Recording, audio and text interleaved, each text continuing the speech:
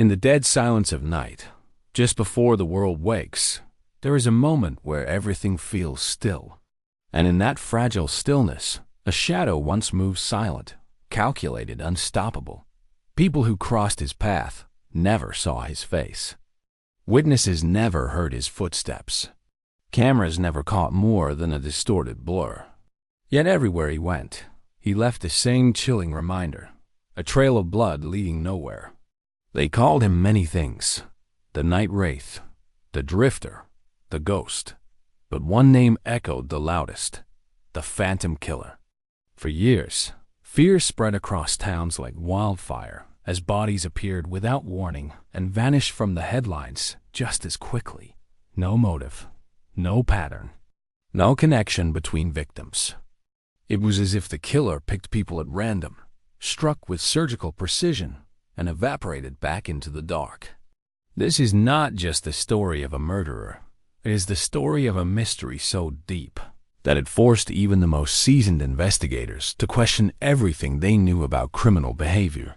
Tonight, we step into the shadows he once walked. We rewind to the very beginning, to the quiet roads where the first body was found, to the neighborhoods where people slept with lights on, to the moment investigators realized they weren't hunting an ordinary killer, but a phantom who could slip through cracks of the world unseen. In this video, we will retrace every footprint, decode every cryptic symbol he left behind, and follow the chaotic investigation that spanned years, crossed state lines, and consumed the lives of those desperate to stop him. We will explore the psychological theories that surrounded the case, the survivors who came face to face with a monster, and the terrifying possibility that more than one phantom may have been stalking the night. But most importantly, we will uncover how one elusive killer created one of the most puzzling unsolved manhunts in modern history. Whether he was a mastermind, a drifter, or something far more sinister, the truth behind the Phantom Killer remains buried beneath layers of fear, speculation, and unanswered questions. And as we begin this journey, one thing becomes clear: the trail of blood he left behind may be cold, but the mystery is still very much alive. The first body was discovered on a cold February morning, just as the frost was beginning to melt across the edges of a lonely rural road. A jogger, following his usual trail before sunrise, stopped abruptly when he noticed what looked like a bundle of clothing near the ditch. At first, he thought it was a discarded jacket or a sleeping bag left behind by a passerby. But as he got closer, the shape became clearer, the outline unmistakable: a human body, pale and motionless, half hidden by the tall winter grass. Police arrived within minutes, sealing the area with yellow tape as forensic teams moved in. The victim was a young man in his mid-20s, dressed in everyday clothing, with nothing on him to suggest involvement in crime or conflict. No signs of robbery, no signs of struggle, no defensive wounds. But it wasn't the lack of clues that disturbed investigators. It was the strange positioning of the body. His arms were laid neatly by his sides, his legs perfectly straight, and beneath his left hand rested a single object: a small, torn piece of cloth marked with a faint symbol resembling a crooked spiral. Detectives initially dismissed it as coincidence, perhaps debris that fell near the victim. But as crime scene photographers documented every angle, it became clear the cloth had been deliberately placed. The killer wanted it found. The autopsy revealed even more unsettling facts. The victim had been killed elsewhere. No blood pooled around the ditch, no drag marks, no tire imprints. Whoever the murderer was, they had moved the body with meticulous precision, careful to leave behind nothing identifiable. Toxicology showed no drugs or alcohol in the victim's system, and there was no known reason anyone would want him dead. He lived a normal life, worked an average job, had no criminal record. Investigators were left with a mystery: a murder scene without evidence, a victim without enemies, and a symbol without meaning. Local news outlets covered the story for a day before it was overshadowed by other events. For most people, it was tragic but forgettable. Only police, staring at the strange symbol on the cloth, sensed that this was not a one-time killing. They didn't know yet, but this quiet roadside discovery was the beginning of one of the most baffling serial murder investigations in modern history. The first sign of a phantom that moved in silence long before anyone realized they were being hunted. Months passed before the next body appeared, this time nearly 100 miles away in a small suburban neighborhood. A middle-aged woman was found early in the morning by a sanitation worker. She was seated upright against a chain-link fence, her eyes closed as if she were peacefully sleeping. But the eerie, deliberate placement of her hands gave investigators chills they would never forget. Just like the first victim, her arms rested neatly by her sides, palms facing inward. Positioned beneath her right hand was another small piece of torn cloth, different color, different material, but marked with the same crooked spiral symbol. Detectives from the first case were alerted immediately. The similarities were undeniable, but so were the differences. The victims were totally unrelated. Different age, gender, background, lifestyle. They lived in different counties and had no intersecting connections. Yet the signature was unmistakable. The killer had made sure his message was recognized. As investigators reviewed the scene, they noticed something else. The woman had been placed in an area that guaranteed she would be discovered quickly. The killer wasn't trying to hide his actions. He wanted the world to see. This forced detectives to revisit the first case with fresh eyes, comparing notes, timelines, and forensic findings. The disturbing truth surfaced fast. Both victims showed signs of their bodies being washed before being positioned.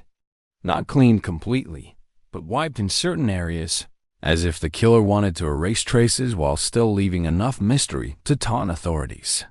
Now, police departments from multiple jurisdictions were pulled into the investigation. Forensic analysts studied the spiral symbol intensely, trying to match it to any gang signs, cult markings, or known criminal signatures, but found nothing. Criminal profilers were brought in, suggesting that the killer was highly intelligent, organized, and comfortable moving across long distances. The calculated staging hinted at someone who enjoyed control, someone who wanted to create fear without revealing identity. News outlets picked up the story again, this time with far more attention. Rumors spread quickly, whispers of a ritualistic killer, a message, a hidden motive. People locked their doors earlier. Joggers changed their morning routes. Women refused to walk alone after sunset. The feeling of safety began to crack. Investigators knew they were facing something far larger than an isolated crime. The pattern was emerging slowly, chillingly. And somewhere out there, the phantom killer was preparing for his next move. By the time the third body was discovered, fear had already taken root across multiple counties. This victim was a young college student found deep in a wooded area behind an old hiking trail. A group of teenagers exploring the woods stumbled upon the body and immediately called police. When detectives arrived, the scene sent shivers through even the most experienced officers. Just like the previous victims, the body positioning was precise, almost ceremonial. The victim's hands lay perfectly still, legs straight, head tilted slightly upward. But this time, the killer added something new. Carved faintly into a nearby tree trunk was the same spiral symbol found on the cloths. The carving appeared rushed yet deliberate, as though the killer was escalating his signature or becoming bolder in his message. He wanted the symbol to be unmistakably linked to him. Investigators began constructing a timeline. The spiral appeared to be his signature, his calling card. But the meaning remained unclear. Was it a personal symbol? A clue? A taunt? Or simply a misdirection meant to lead investigators down endless dead ends? Forensic examination showed the carving was made with a sharp knife, and the wood chips found at the base of the tree matched traces found on the victim's clothing. This meant the killer carved the symbol at the scene, an enormous risk for any murderer. But the phantom seemed fearless. Detectives re-examined patterns in the murders. Although the victims had no connection, one detail stood out. All three were killed in locations far from where their bodies were found. This suggested the killer spent significant time with them before staging the scenes. The amount of planning involved indicated he was patient, confident, methodical. He wasn't killing out of impulse. He was orchestrating an experience. With growing media attention, the public demanded answers. Press conferences became tense as reporters pressed investigators for details, speculating about cult involvement or serial ritualistic patterns. Psychologists interviewed on television described the killer as someone likely fueled by control and dominance rather than hatred or revenge. They warned that killers who leave symbols often escalate in boldness and violence, using the symbol to build their identity. Meanwhile, police struggled with the expanding crime scenes, each one more baffling. The third murder confirmed that the phantom wasn't limited by geography, time, or victim type. He was mobile, unpredictable, and deliberately shaping a narrative only he understood. And for detectives, this realization marked the beginning of a terrifying chase through a labyrinth with no clear exit. As the investigation deepened, the task force assembled a team of criminal profilers to piece together a psychological portrait of the phantom killer. They gathered every detail from the crime scenes: body placement, timing, symbols, distances traveled, method of killing, and lack of forensic evidence. From the start, the case defied conventional profiling models. The victims varied widely: young, old, male, introverted, outgoing, urban, rural. Serial killers typically target specific victim types, patterns, or emotional triggers. The phantom broke all those rules. Profilers suggested a chilling possibility. The killer wasn't driven by the victims themselves, but by the act of killing and staging. The victims weren't chosen for who they were chosen simply because they were available.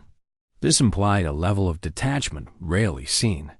To the phantom, his victims might have been interchangeable components in a larger game. The precision of the body placement suggested a killer with obsessive tendencies. The consistent positioning implied symbolic meaning, perhaps ritualistic or personal. But the lack of repeated injuries or symbolic wounds indicated he wasn't reenacting trauma or expressing rage. Instead, his behavior resembled someone creating a display calculated, artistic, and deeply controlled. Another theory emerged. The phantom might have military or medical training. The body showed no signs of struggle, suggesting victims were subdued quickly, possibly using chemical restraints or precise physical control. The way they were moved without leaving drag marks pointed to someone physically strong and experienced in handling human weight. But contradictions complicated the profile. The spiral symbol suggested a need for recognition or identity. Yet the killer left no trace of himself, no DNA, no fingerprints, no eyewitnesses. This combination of arrogance and meticulous caution didn't align cleanly with typical psychological models. The profile grew even more complex when investigators studied travel patterns. The killings occurred across multiple counties, indicating the phantom was mobile and familiar with rural shortcuts, isolated roads, and forested areas. He knew how to avoid cameras and populated routes. This suggested someone who traveled frequently, possibly a truck driver, contractor, or someone who lived off-grid. Despite hundreds of hours of analysis, the profile remained broad and uncertain. Every attempt to narrow it revealed new contradictions. It was as though the phantom had studied profiling techniques and deliberately defied them. One profiler summarized the entire case in a single chilling line. He doesn't fit the system because he wasn't born from the system. He's designing his own. And as investigators would soon learn, the phantom's next moves would only deepen the psychological maze. The public believed the phantom killer left no witnesses. But that changed the night a woman staggered into a small rural gas station shortly after midnight, her clothes torn, her hands trembling violently. She kept repeating the same words. He was there. He was right there. The clerk immediately called police, and within minutes, investigators swarmed the area. This was the break they had been waiting for a survivor. At the hospital, when she had calmed enough to speak, the woman described being abducted off a quiet road as she was heading home from a late shift. She recalled a sudden blackout, as if something struck her or she was drugged. Her next memory was waking up in an abandoned barn, bound but unharmed. She described hearing footsteps slow, steady, deliberate. But the strangest detail was her inability to recall his face. She remembered standing before him, but every time she tried to picture him, her mind went blank. Trauma, investigators assumed. She described his movements instead, smooth, controlled, almost robotic. He never spoke, never rushed, never hesitated. She believed he planned to kill her but was interrupted by a noise outside the barn, possibly an animal, giving her just enough time to wiggle free and escape through a broken window. A second survivor emerged weeks later, a man who claimed he had been attacked in his car late at night. He described being choked from behind with extraordinary strength before blacking out. When he awoke, he was lying in a field miles away, dazed but alive. Like the woman, he remembered almost nothing about the attacker's appearance. Not height, not clothing, not face, only a sensation, coldness, precision, silence. This troubled investigators. Two survivors, two near-identical descriptions, yet both were unable to recall any physical features. Profilers suggested the phantom might be using disguises, masks, or light manipulation. Others believed the survivors' trauma blocked their memories. A more unsettling theory emerged. He deliberately avoided showing his face, stalking victims from behind or striking in darkness. Both survivors described something else, the faint smell of metal or chemicals, hinting that the phantom might work in an industrial or mechanical field. Though their testimonies were incomplete, they confirmed one critical truth. The phantom was real, physical, and more dangerous than ever imagined. The investigation reached a new turning point when a grainy, low-resolution CCTV clip surfaced from a gas station located a few miles from the fourth crime scene. The footage showed a hooded figure standing under a flickering streetlight at 3:17 a.m. The figure was motionless for nearly 60 seconds before turning abruptly toward the camera and walking out of frame. The face was obscured by the hood, the body covered by loose clothing. But investigators were certain it was the phantom. Efforts to enhance the footage provided little detail. The figure's height, gait, and body language were ambiguous enough to match thousands of possible suspects. But one key detail caught the attention of detectives. In the background of the footage, parked near the edge of the gas station, was an old, dark-colored sedan. The same vehicle, as investigators soon discovered, appeared on traffic cameras near two other crime scenes. A breakthrough seemed likely, but when police traced the vehicle, they found it abandoned behind a warehouse. The car had been stolen 6 months earlier, and the interior had been thoroughly cleaned. No fingerprints, no DNA, not even a trace of hair or fiber. The phantom was always one step ahead.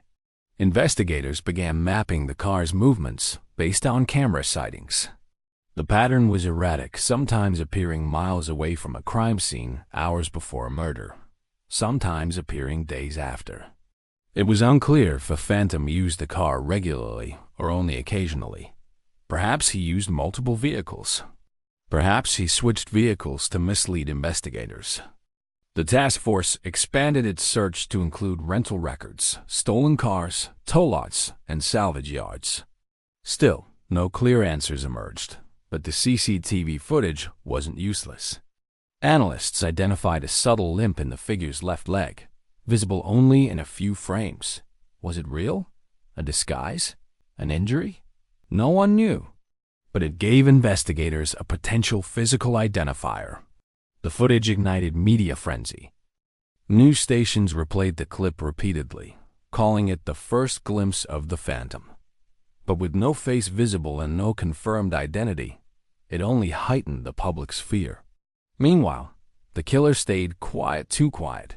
Weeks passed. Then months. Investigators hoped the CCTV pressure forced him into hiding. They were wrong. He was only preparing for his next, most disturbing message yet. The next murder shattered the illusion that investigators were closing in. This victim, a truck driver, was found off a dirt road with a completely different staging method. His arms weren't placed neatly by his sides. His legs weren't straightened. And the spiral symbol was missing entirely. At first glance, police wondered if this killing was unrelated. But forensic analysis confirmed similarities in the method of death and postmortem handling. The phantom had changed his pattern, or someone else was mimicking him. A disturbing new theory emerged. More than one killer might be involved. Copycat killers often appear when media attention intensifies around an unsolved case. The phantom had become a national headline. His symbol circulated widely. Details leaked online. The investigation had grown too public, giving potential imitators enough information to replicate elements of the murders. But this murder was different in small but significant ways. The body showed signs of haste, minor smudging of fingerprints, inconsistent staging, a lack of precision compared to earlier murders. One detective proposed that this was the work of a copycat. Another insisted the phantom was deliberately altering his method to confuse investigators. The task force was suddenly divided. The next killing deepened the chaos. This victim, a teenage boy, was staged exactly like the first three victims, complete with the spiral cloth. But forensics indicated a different sequence of events, suggesting this killer was mimicking technique, not originating it. The task force now faced a terrifying possibility. Multiple killers acting independently, some inspired by the phantom, others perhaps working in tandem or even competing for notoriety. To make matters worse, online forums obsessed with the murders were overflowing with theories, fan analysis, and armchair detectives attempting to decode the spiral symbol. The attention fueled speculation that the phantom might be watching these theories, adjusting his behavior in response, enjoying the psychological chaos he created. The task force refocused on subtle forensic markers, trace chemicals, positioning measurements, binding techniques. They identified one detail consistent across original murders, a specific blend of industrial solvent found in microscopic amounts on the victim's clothing. The copycat victims lacked this chemical, confirming investigators' suspicions. But the revelation didn't simplify the case. It made it infinitely more dangerous. Now, every new body required deeper analysis to determine whether it belonged to the phantom, a copycat, or something even more complex. And the killer, true to his name, remained invisible, unpredictable, adaptable, and always watching. The introduction of forensic experts into the investigation brought a glimmer of clarity to an otherwise tangled web of confusion. Specialists trained in advanced blood pattern analysis discovered a recurring detail in the earliest crime scenes, an unusual droplet pattern near the victim's shoes. At first, this pattern seemed random, insignificant. But when analysts overlaid the patterns from different scenes, a striking similarity emerged. The blood droplets were positioned in an identical geometric arrangement across multiple victims. This pattern was too precise to be accidental. Investigators concluded that the phantom had moved the bodies after death and carefully staged them. But during this process, microscopic droplets fell from the victim's clothing or wounds, leaving a trail that only highly specialized forensic methods could detect. The spacing of the droplets suggested the killer lifted each body the same way every time, consistent with a practiced technique perhaps learned through professional training. Another breakthrough came when chemical analysts identified traces of a rare industrial solvent on multiple victims. The compound was used primarily in metalworking and industrial cleaning. It appeared in minute quantities, possibly transferred from the killer's gloves, clothing, or tools. This solvent, combined with the blood droplet pattern, suggested the phantom had a background in a technical trade, perhaps a mechanic, welder, or someone who worked in an industrial plant. For the first time, investigators had a genuine lead, not a face or name, but a world to search.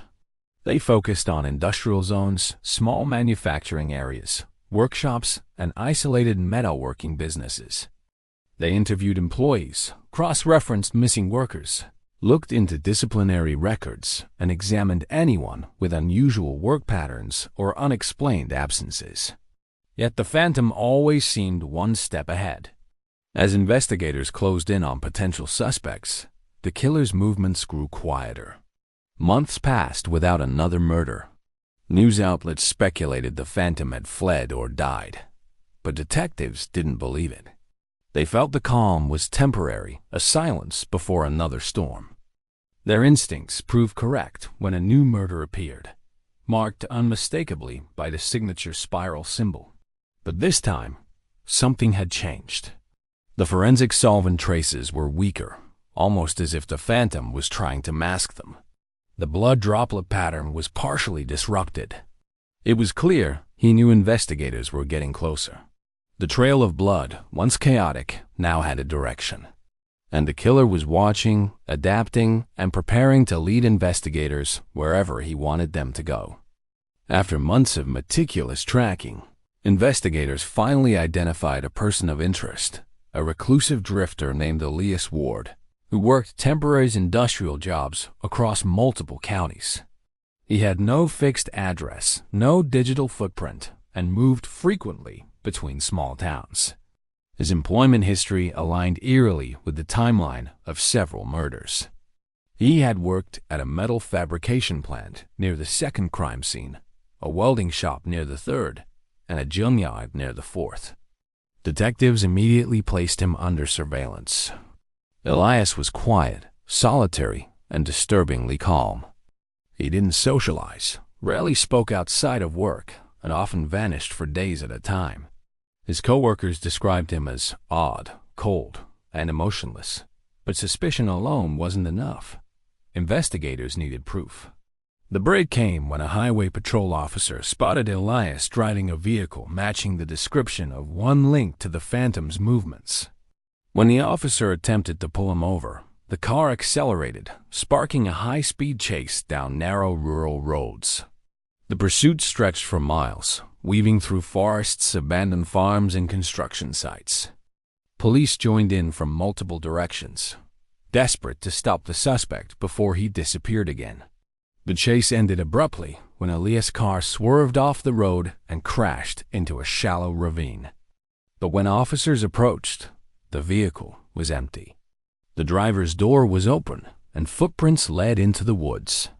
Helicopters scanned the area. Search teams combed through dense brush, and canine units picked up the trail, but the drifter had vanished as if swallowed by the forest. During the search, investigators found disturbing items inside the abandoned vehicle: rope, gloves, chemical solvents, the same type found on the victims, along with a notebook filled with cryptic sketches of spirals and symbols. The evidence strongly linked Elias to the murders. But without finding him, investigators couldn't confirm he was the Phantom killer. Days turned into weeks as the manhunt continued. Campsites were found in the woods with traces of recent occupancy. Footprints and disturbed foliage suggested the suspect was moving constantly, watching the search teams, evading them with expert skill. As winter approached, sightings grew sporadic. Some investigators believed Elias died in the wilderness. Others suspected he slipped across state lines, starting a new life under a different identity. But the most chilling possibility lingered in the minds of everyone on the task force. Perhaps Elias had been the wrong man, and the real Phantom was still out there, watching from the shadows. Years passed, and the Phantom killer case slowly shifted from active investigation to a cold file. Yet it remained a haunting presence in law enforcement circles. New detectives studied it during training. Crime analysts revisited it annually, hoping new technology might reveal hidden clues. But the trail remained stubbornly cold. No new victims, no credible sightings, no confirmed activity. For some, this meant the killer died, was imprisoned under an alias, or simply chose to stop. But others believed the phantom was waiting, watching for the moment the world relaxed its guard.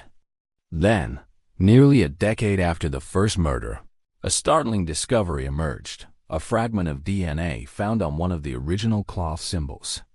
Advances in genetic genealogy revealed a distant family connection that led investigators to a rural community 2 states away. The person of interest was elderly, in poor health, and had no criminal record. But further digging revealed he once had a son who matched the age range of the suspected killer. That son had disappeared years earlier, leaving behind no forwarding address, no employment history, and no digital trail. Neighbors recalled he was quiet, withdrawn, and often spent hours wandering into the woods. His name was never released publicly, but investigators believed they had finally uncovered the phantom's origin. But this discovery only deepened the mystery. If the suspect was the phantom, where had he gone? Why had the killing stopped? Had he changed identities, or was he hiding in plain sight? Detectives searched through hospital records, shelters, transient communities, and death certificates, but found nothing definitive. Meanwhile, new evidence surfaced: an anonymous letter sent to a small-town newspaper containing a crude drawing of the spiral symbol. The handwriting was shaky, inconsistent, possibly aged. Analysts couldn't confirm authenticity, but the timing was suspicious. Shortly after the letter was published, a body was found in a nearby field, staged in a familiar position. Although investigators couldn't conclusively link the case to the phantom, the similarities were undeniable. Some criminologists argue the phantom killer grew old, weakened, and eventually stopped because he no longer had the physical ability to continue. Others believe he found a successor, someone inspired by his methods, mentored quietly, groomed to continue his legacy. And a chilling minority theory suggests the phantom never stopped at all. He simply adapted, evolving beyond the signature that once defined him. Even today, detectives reviewing the case describe it with a single sentence: "We weren't hunting a killer. We were hunting a ghost."